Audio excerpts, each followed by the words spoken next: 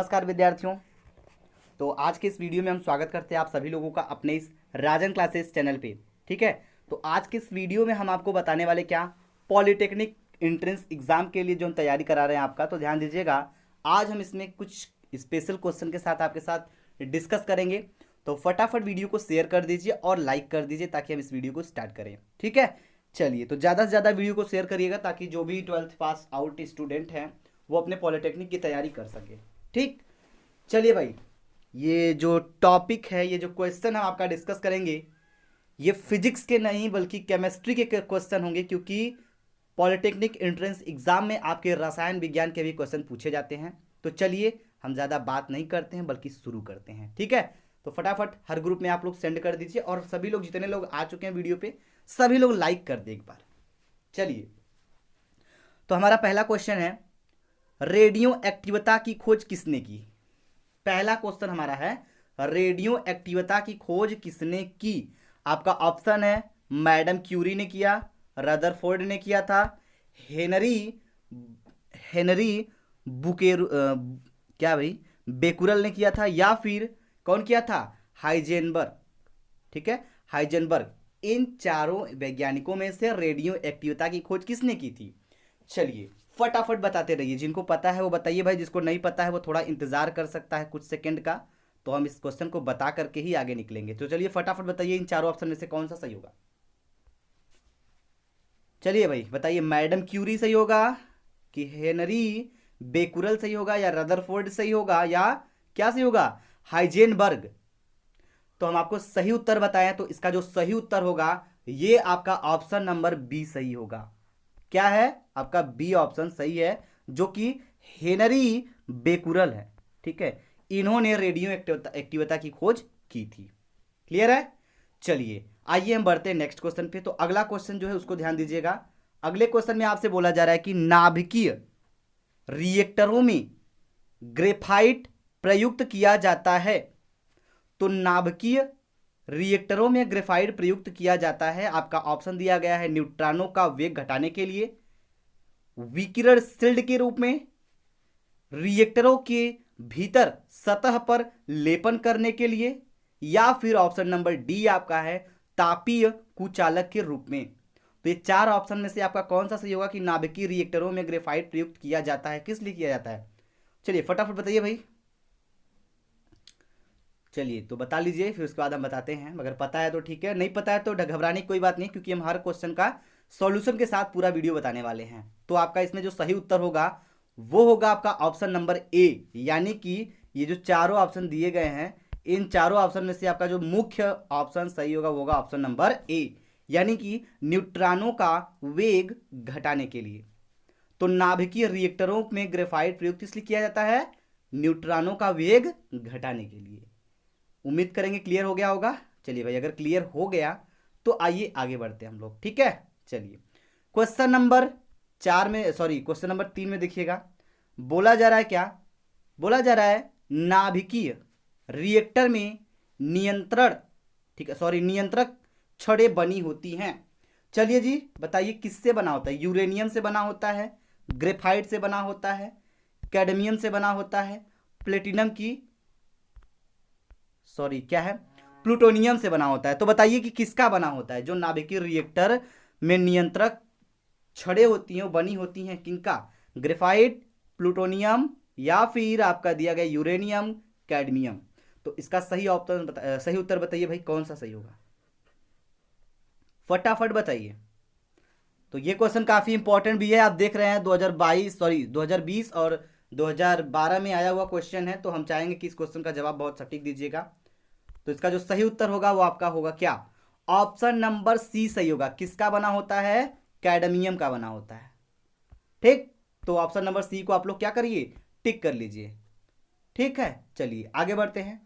Question number 4 को ध्यान से समझिएगा। क्वेश्चन नंबर 4 में आपसे बोला क्या जा रहा है, क्वेश्चन नंबर 4 में आपसे बोला जा रहा है कि किसी रेडियो एक्टिव तत्व का अर्ध आयुकाल 10 वर्ष है। कितना है, अर्ध आयुकाल 10 वर्ष है। उस पदार्थ की 10 ग्राम मात्रा कितने समय में 1.25 ग्राम रह जाएगी। तो जो बच्चे कक्षा 12 में रसायन विज्ञान बड़े मन से पढ़े होंगे उनको ये अच्छे से पता होगा कि ये कहाँ से है, ये केमिस्ट्री का क्वेश्चन है। ठीक है, जो नहीं पढ़े हैं भाई हम उनके लिए सॉरी बोलना चाहेंगे, क्योंकि जब नहीं पढ़े हैं तो पता नहीं चलेगा, लेकिन हम आपको सही उत्तर से बता दें तो इसका जो सही उत्तर होगा वो क्या होगा इसके पहले हम बताएंगे। पहले आप एक बार ट्राई कर लीजिए कि आपका ऑप्शन नंबर बी सही होगा या ए सही होगा, यानी 20, 30, 40, 50 इन चारों ऑप्शन में से आपका सही क्या होगा। चलिए फटाफट बताइए भाई। तो इसका जो सही उत्तर होगा वो आपका ऑप्शन नंबर कौन सा सही होगा, ऑप्शन नंबर आपका बी सही होगा, यानी कि 30 वर्ष होगा। ठीक है, अब आप पूछेंगे सर कैसे निकलेगा, तो हम थोड़ा सा हिंट देना चाहेंगे। अर्धकाल को हम दिखाते हैं टी हाफ से, टी हाफ यानी कि अर्धकाल को हम किससे दिखाते हैं, टी हाफ, टी 1/2 इससे दिखाएंगे। तो टी हाफ का जो मान दिया गया है वो क्या दिया गया है, 10 वर्ष दिया गया है। अब प्रारंभिक वेग आपका कितना दिया गया है, प्रारंभिक वेग आपका 10 दिया गया है उस पदार्थ की 10 ग्राम कितने समय में। ठीक है, यानी कि प्रारंभिक वेग आपका दिया गया है क्या, सॉरी प्रारंभिक मात्रा दिया है 10 ग्राम और शेष मात्रा आपका दिया है 1.25 ग्राम। ठीक है, अब देखिए इसमें से आपको निकालना है क्या, कुल समय। तो यहाँ पे जब समय निकालने चलेंगे तो यहाँ पे आपका फार्मूला लगेगा, जो कि केमिस्ट्री का फार्मूला बहुत ही बेहतरीन फार्मूला है। ठीक है, तो आप उसका यूज करके आराम से यहाँ पे निकाल सकते हैं। ठीक है, चलिए तो थोड़ा सा हिंट कर दिया, आप इसको लगा सकते हैं, अगर नहीं लगा सकते तो याद कर लीजिए इसका जो ऑप्शन होगा क्या होगा, 30 वर्ष होगा। चलिए आगे बढ़ते हैं, क्वेश्चन नंबर 5 को ध्यान दीजिएगा। तो क्वेश्चन नंबर 5 में आपसे क्या बोला जा रहा है, क्वेश्चन नंबर 5 में आपसे बोला जा रहा है कि परमाणु भट्ठी में ग्रेफाइट कार्य करता है। पॉलिटेक्निक 2009 का क्वेश्चन है भाई। ठीक है, यानी परमाणु भट्ठी में ग्रेफाइट का क्या करता है, कार्य करता है। क्या है ऑप्शन दिया गया, पहला विमंदक का, ठीक है, दूसरा है आपका नियंत्रक का, तीसरा है आपका शीतलक का, चौथा ऑप्शन है आपका ईंधन का। तो बताइए हमें कि इसमें से चारों ऑप्शन में से आपका सही ऑप्शन कौन सा होगा। तो फटाफट बताइए और अभी बताइए तो इसका सही उत्तर क्या होगा। ठीक है, चलिए बताइए भाई। तो हम आपको बता दें कि इसमें से जो सही उत्तर होगा वो क्या होगा, इसका जो सही उत्तर है वो होगा क्या, option number A B C D, चारों ऑप्शन में से आपका ऑप्शन नंबर डी सही होगा, यानी कि सॉरी ऑप्शन नंबर ए सही होगा। ए क्या है जी, विमंदक। ठीक है, विमंदक के रूप में क्या होता है, ये कार्य करता है, जो परमाणु भट्ठी में ग्रेफाइट कार्य करता है वो विमंदक का कार्य करता है।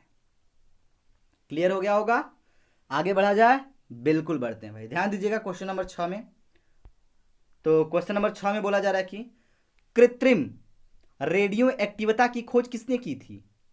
कृत्रिम रेडियो एक्टिविता की खोज किसने की थी भाई, आपके ऑप्शन दिए गए हैं। पहला ऑप्शन है मैडम क्यूरी, दूसरा ऑप्शन है बेकुरल, तीसरा ऑप्शन है रदरफोर्ड, चौथा ऑप्शन है आई क्यूरी तथा जोलियट। तो बताइए इन चारों में से कौन सा सही होगा। तो आपका जो सही उत्तर होगा, यानी कि जो कृत्रिम रेडियो एक्टिविता की खोज की थी वो आपका ऑप्शन नंबर डी सही होगा, यानी कि आई क्यूरी तथा जोलियट। तो आपका ऑप्शन नंबर डी क्या होगा, सही होगा, इसको टिक कर लीजिए। ठीक है, चलिए आइए हम लोग समझते हैं क्वेश्चन नंबर 7 को। तो क्वेश्चन नंबर 7 में बोला क्या जा रहा है आपसे, क्वेश्चन नंबर 7 में बोला जा रहा है कि परमाणु नाभिक में से परमाणु नाभिक में से किसके निकलने पर परमाणु संख्या या द्रव्यमान संख्या अपरिवर्तित रहती है। आपके ऑप्शन है अल्फा किरणें, बीटा किरणें, गामा किरणें या फिर न्यूट्रॉन। इन चारों में से क्या चीज, परमाणु में से क्या चीज निकल जाएगा तो परमाणु संख्या या द्रव्यमान संख्या क्या होती है, अपरिवर्तित रहती है, उसमें कोई परिवर्तन नहीं होता है। बताइए क्या होगा, ऑप्शन नंबर चारों में से कौन सा सही होगा। तो बताइए भाई फटाफट, कुछ लोग बताते भी रहिए थोड़ा सा। वेरी गुड भाई, चलिए ध्यान दीजिएगा, इसका जो सही उत्तर है वो होगा ऑप्शन नंबर सी, यानी कि ऑप्शन नंबर सी क्या है भाई, गामा किरणें। ठीक, नोट कर लीजिए इसको, आपका ये वाला ऑप्शन सही है। आइए क्वेश्चन नंबर 8 को हल करते हैं हम लोग। क्वेश्चन नंबर 8 में बोला जा रहा है कि आयनीकरण क्षमता, किसकी, आयनीकरण क्षमता सबसे अधिक है, किसका है, अल्फा कणों की है, बीटा कणों की है, गामा कणों की है या फिर इनमें से कोई नहीं है? बताइए इन 8 ऑप्शन में से आपका सही कौन सा होगा? पहला अल्फा कणों की, बीटा कणों की, गामा कणों की, या फिर इनमें से कोई नहीं है? आयनीकरण की क्षमता सबसे अधिक है, किसका होगा? बताइए जल्दी फटाक से बताइए। तो चलिए हम आपको बता दें, इसमें से जो ऑप्शन नंबर सही होगा वो ऑप्शन नंबर सही होगा कौन सा? ऑप्शन नंबर ए सही होगा, यानी अल्फा कणों की। ठीक है, ये वाला आपका, तो इसको नोट कर लीजिए। आयनीकरण क्षमता सबसे अधिक होती किसकी? अल्फा कणों की होती है। क्लियर हो गया? आइए भाई आगे बढ़ते हैं हम लोग। आगे क्वेश्चन बोला जा रहा है क्या? बोला जा रहा है प्रयोगशाला में नाभिकीय संलयन विधि प्रयोग नहीं की जाती है क्योंकि क्या है? आपका ऑप्शन जो है दिया चार्ट है, यानी क्वेश्चन जो ये वाला ये पॉलिटेक्निक 2008 का क्वेश्चन है, और इसमें आपका क्वेश्चन बोला जाए प्रयोगशाला में नाभिकीय संलयन विधि प्रयोग नहीं की जाती है क्योंकि अत्यधिक दाब की आवश्यकता होती है, या फिर दूसरा ऑप्शन है आपका क्या? अत्यधिक आयतन की आवश्यकता होती है, या फिर ऑप्शन नंबर सी है आपका अत्यधिक ताप की आवश्यकता होती है, या फिर डी ऑप्शन है कम ताप की आवश्यकता होती है। तो बताइए इन चारों में से आपका कौन सा सही होगा ऑप्शन? फटाफट बताइए भाई। तो चलिए हम आपको बता दें, इसका जो सही उत्तर होगा ये सही होगा आपका ऑप्शन नंबर सी, यानी कि ये जो ऑप्शन नंबर सी दिया गया है अत्यधिक ताप की आवश्यकता होती है। फटाक से इसको नोट कर लीजिए। हो गया? गुड। चलिए आगे बढ़े हम लोग। चलिए ध्यान दीजिएगा भाई, आपका ऑप्शन क्या है? ध्यान दीजिएगा, सॉरी क्वेश्चन क्या है? क्वेश्चन नंबर 10 में बोला जा रहा है कि एक रेडियो एक्टिव नाभिक की अर्ध आयु 44 दिन है। इस नाभिक का 1 ग्राम कितने दिन में कम होकर 125 ग्राम रह जाएगा? टाइम पूछा है भाई, यानी कि रेडियो एक्टिव के नाभिक अर्ध आयु दी गई 44 दिन, टी हाफ का मान दिया गया है। इस नाभिक का 1 ग्राम कितने दिन में कम होकर क्या हो जाएगा? 125 ग्राम रह जाएगा। सॉरी 125 मिग्रा है ना, मिलीग्राम। ठीक है, तो क्वेश्चन को थोड़ा ध्यान से पढ़िएगा, मिलीग्राम यानी मिग्रा रह जाएगा। तो बताइए ऑप्शन नंबर आपका दिया है पहला 5.5 दिन में, या फिर 352 दिन में, 176 दिन, 132 दिन। तो बताइए इन चारों ऑप्शन में से आपका सही कौन सा होगा? बताइए फटाफट। तो हम आपको बता दें इसमें से जो सही उत्तर होगा वो कौन सा सही होगा, एक बार आप ध्यान दीजिएगा। तो इसमें आपका जो ऑप्शन नंबर डी है, यानी कि 132 दिन, ये सही होगा। इसको टिक कर लीजिए। समझ में आ रही बात? चलिए आगे बढ़ा जाए। तो ध्यान दीजिएगा क्वेश्चन नंबर 11 में क्या बोला जा रहा है। क्वेश्चन नंबर 11 में आपको बोला जा रहा है क्या? क्वेश्चन नंबर 11 जो है 2012 में आया हुआ है। ठीक है, तो रेडियो एक्टिव विघटन में नाभिक एक बार में उत्सर्जित करता है, क्या उत्सर्जित करता है? केवल अल्फा या बीटा कण? बी ऑप्शन दिया गया आपका क्या? अल्फा तथा बीटा कण दोनों, या फिर आपका सी ऑप्शन दिया गया है अल्फा या बीटा कण तथा गामा फोटान। डी ऑप्शन है अल्फा किरण, बीटा किरण तथा गामा उत्सर्जन। तो इन चारों ऑप्शन में से आपका जो सही ऑप्शन सही होगा, सही उत्तर होगा वो कौन सा होगा? तो हम आपको बता दें इसमें से जो सही उत्तर होगा वो क्या होगा? वो आपका ऑप्शन नंबर ए सही होगा। इसको टिक कर लीजिए। क्या है? केवल अल्फा या बीटा कण उत्सर्जित होता है। क्लियर? चलिए आइए क्वेश्चन नंबर 12 को समझते हैं हम लोग। तो क्वेश्चन 12 में क्या बोला जा रहा है? बोला जा रहा है कि किसी परमाणु से बीटा कण के उत्सर्जन का तात्पर्य है। क्या तात्पर्य है? पहला ऑप्शन दिया गया है बाह्य कोश से एक इलेक्ट्रॉन निकलेगा, बाह्य कोश से एक इलेक्ट्रॉन निकलना, या फिर दिया गया है ऑप्शन नंबर बी में नाभिक से एक इलेक्ट्रॉन निकलना, या फिर सी ऑप्शन दिया गया है नाभिक के न्यूट्रॉन का प्रोटॉन एवं इलेक्ट्रॉन में बदलना, या फिर डी ऑप्शन दिया गया है नाभिक के प्रोटॉन का न्यूट्रॉन तथा इलेक्ट्रॉन में बदलना। तो बताइए ये जो चारों ऑप्शन दिया गया है आपको, इन चारों ऑप्शन में से कौन सा सही होगा? यानी किसी परमाणु से अल्फा कण के उत्सर्जन का तात्पर्य है किससे है?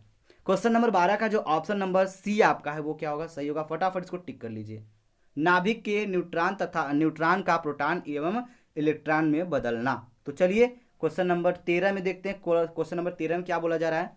क्वेश्चन नंबर 13 में आपसे बोला जा रहा है कि 90, ठीक है, TH334 का विघटन 84PO215 में होता 215 में, ठीक है, होता है। विघटन के में उत्सर्जन अल्फा कण और बीटा कण की संख्या होगी। आपका ऑप्शन दिया गया है 2, 4, 6, 8, 6। तो बताइए इसमें से सही कौन सा होगा, फटाफट बताइए, चारों ऑप्शन में से कौन सा सही होगा। तो हम आपको बता दें इसका जो सही उत्तर होगा ऑप्शन नंबर पहला सही होगा, यानी 2। यानी कि आप बोल सकते हैं जो 13वां क्वेश्चन है इसका ऑप्शन नंबर क्या होगा, ये वाला सही होगा। ठीक है, चलिए क्वेश्चन नंबर आते हैं 14 पे। तो इसमें बोला जा रहा है 88 Ra226 से एक अल्फा कण उत्सर्जित होने पर नया परमाणु किस समूह में उपस्थित होगा। आपका बोला जा रहा है ऑप्शन में 0 या फिर प्रथम, द्वितीय, चतुर्थ। तो इन चारों ऑप्शन में से क्या सही होगा बताइए। 2007 का पॉलिटेक्निक का एग्जाम का पेपर है, सॉरी क्वेश्चन है। तो इसमें जो सही उत्तर होगा बताइए फटाफट क्या सही होगा। तो हम आपको बता दें इसमें जो ऑप्शन नंबर आपका ए है 0, ये क्या होगा, सही होगा। तो इसको टिक कर लीजिए फटाक से, हो गया। चलिए आइए हम लोग बात करते हैं क्वेश्चन नंबर 15 पे। तो क्वेश्चन नंबर 15 में क्या बोला जा रहा है, बोला जा रहा है 90 TH234 से अल्फा कण उत्सर्जित होने पर प्राप्त पदार्थ है। क्या है आपका ऑप्शन दिया गया है, आपका ऑप्शन दिया गया है क्या, सॉरी ध्यान दीजिएगा, आपका ऑप्शन जो है वो ऑप्शन है क्या, 93 PA230, 91 PA234 और आपका दिया गया ऑप्शन नंबर क्या दिया है, सी में दिया गया है 90 PA234 या फिर 90 PA231। तो इन चारों ऑप्शन में से आपका जो सही उत्तर होगा वो होगा आपका ऑप्शन नंबर बी, यानी कि आपका कौन सा ऑप्शन सही होगा, ये वाला आपका ऑप्शन सही होगा। तो आइए इसके आगे क्वेश्चन समझते हैं। इसके आगे का क्वेश्चन बोला जा रहा है क्या, 92U238 से एक अल्फा कण का उत्सर्जन होने पर नए तत्व का परमाणु क्रमांक तथा परमाणु भार क्रमशः होंगे। आपके ऑप्शन है 90.234, ठीक है। आपका दूसरा ऑप्शन है 93.200, ठीक है, सॉरी ध्यान दीजिएगा ये दशमलव नहीं दिया गया भाई, ठीक है। 90 या फिर 234 होगा, या फिर 93.238 होगा, 92.238 होगा, 91.234 होगा। तो बताइए इन चारों ऑप्शन में से आपका सही कौन सा होगा, फटाफट बताइए। क्वेश्चन नंबर 16 का ऑप्शन नंबर कौन सा सही होगा। तो हम आपको बता दें इसका जो सही उत्तर है वो कौन सा सही है, और ये आपका ऑप्शन नंबर क्या होगा, ये आपका सही है। ऑप्शन नंबर ए आपका क्या होगा, सही होगा। ठीक है, आइए हम बढ़ते हैं नेक्स्ट क्वेश्चन पे। तो ध्यान दीजिएगा अगला क्वेश्चन क्या है, 2012 का क्वेश्चन है, बड़ा ही शानदार 17 नंबर क्वेश्चन है। इसमें बोला जा रहा है आपसे कि गामा विकिरण की चाल का प्रकाश की चाल से तुलना के संबंध में कौन सा सही विकल्प है। क्वेश्चन को देखिए ध्यान से और बताइए। पॉलिटेक्निक 2012 का क्वेश्चन है। आपका पहला ऑप्शन क्या है, पहला ऑप्शन है गामा विकिरण की चाल, ठीक है, ग्रेटर देन प्रकाश की चाल से। और दूसरा ऑप्शन है गामा विकिरण की चाल बराबर है प्रकाश की चाल से। तीसरा ऑप्शन आपका सी वाला है गामा विकिरण की चाल लेस देन है प्रकाश की चाल से। और डी वाला ऑप्शन है गामा विकिरण की चाल विशिष्ट दशाओं में प्रकाश की चाल से कम, अधिक या बड़ी हो सकती है। तो बताइए इन चारों ऑप्शन में से आपका सही कौन सा होगा, फटाफट बताइए भाई। तो हम आपको बता दें इसमें से जो सही उत्तर होगा वो होगा ऑप्शन नंबर बी, यानी कि कौन सा सही होगा, ऑप्शन नंबर बी आपका क्या है, ये, ठीक है। गामा विकिरण की चाल प्रकाश की चाल से बराबर होगा। ठीक है, आइए क्वेश्चन नंबर 18 पे चलते हैं। तो क्वेश्चन नंबर 18 में आपसे बोला जा रहा है क्या, गामा किरणों की भेदन क्षमता होती है। गामा किरणों की भेदन क्षमता क्या होती है, चलिए फटाफट बताइए। तो इसका ऑप्शन दिया गया पहला है आपका अल्फा तथा बीटा दोनों प्रकार की किरणों से अधिक होता है। और आपका जो बी ऑप्शन है इसमें बोला जा रहा है कि अल्फा तथा बीटा दोनों प्रकार की किरणों से कम होती है। या फिर ऑप्शन नंबर सी आपको बोला जा रहा है कि अल्फा किरणों से अधिक परंतु बीटा किरणों से कम। डी वाला ऑप्शन है अल्फा किरणों से कम परंतु बीटा किरणों से अधिक। तो बताइए ना कि ये जो चारों ऑप्शन दिया गया है इसमें से आपका सही उत्तर क्या होगा, यानी कि गामा किरणों की जो भेदन क्षमता होती है उसमें कौन सा ऑप्शन आपका सही होगा, फटाफट बताइए भाई। तो हम आपको बता दें इसमें जो सही उत्तर होगा वो आपका ऑप्शन नंबर क्या सही होगा, ऑप्शन नंबर ए आपका सही होगा। तो ऑप्शन नंबर ए है क्या, इसको टिक कर लीजिए। ऑप्शन नंबर ए को इसमें बोला जा रहा है क्या, अल्फा तथा बीटा दोनों प्रकार की किरणों से अधिक होगा भेदन क्षमता, किसकी, गामा किरणों से। क्लियर है ना, तो इसको नोट कर लीजिए क्वेश्चन नंबर 18 को। आगे समझते हैं। आगे वाले क्वेश्चन में बोला जा रहा है, क्वेश्चन नंबर 19 में क्या बोला जा रहा है, ध्यान दीजिएगा। बोला जा रहा है कि शरीर में रक्त वेग का प्रवाह निम्न में से किसके द्वारा मापा जाता है। चलिए, रेडियो एक्टिव सोडियम 23 दिया गया है, ठीक है, रेडियो एक्टिव सोडियम 23 है, इसके द्वारा नापा जाता है, या फिर रेडियो एक्टिव सोडियम 24, या फिर रेडियो एक्टिव सोडियम 25, या फिर रेडियो एक्टिव सोडियम 26। तो बताइए ना हमें ये जो चारों ऑप्शन दिया गया है इसमें से सही कौन सा होगा, फटाफट बताइए। इसमें 4 ऑप्शन आपके दिए गए हैं, पहला, दूसरा, तीसरा, चौथा, तो इसमें से सही कौन सा होगा, फटाफट बताइए भाई। क्लियर है, बता दिया जाए। चलिए, तो अब हम बता दें इसका जो सही उत्तर होगा, इसका सही उत्तर आपका क्या होगा, ऑप्शन नंबर बी सही होगा, यानी कि रेडियो एक्टिव सोडियम 24। ठीक, तो इसको टिक कर लीजिए भाई ऑप्शन नंबर बी को। और उम्मीद करेंगे कि आपको इतना सारा क्वेश्चन जो हमने बताया ये पूरा समझ में आया होगा। यदि आपको ये सारा क्वेश्चन समझ में आया तो वीडियो को लाइक जरूर कर दीजिएगा, ठीक है, लाइक करिएगा और शेयर करिएगा। हमें कमेंट बॉक्स में कमेंट करके ज़रूर बताइएगा। इसके बाद जो भी क्वेश्चन डिस्कस करेंगे इसके आगे के क्वेश्चन हम डिस्कस करेंगे। Thank you very much video देखने के लिए, धन्यवाद। जय हिंद, जय भारत।